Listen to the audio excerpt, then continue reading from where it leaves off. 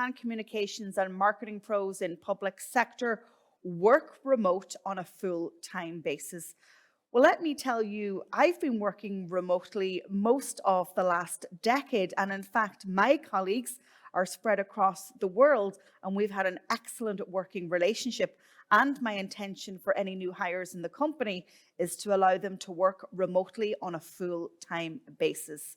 You see, very much of the conversation around remote working focuses in on culture, privacy, security of data and information, and also output, and also a very important conversation around the mental health of our colleagues and our staff. But I'm going to focus in today on peers like me who are working in the field of marketing and communications. In the main, marketing and comms can happen in a complete digital world. Much of our work is writing, scanning, researching, preparing content, having meetings, conducting briefings, engaging with journalists and other communications professionals, and publishing content on digital platforms.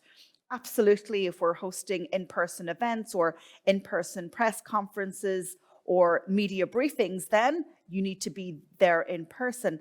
But I would argue, by and large, the role of a marketing or comms professional within a government agency can be done in its entirety in the online world.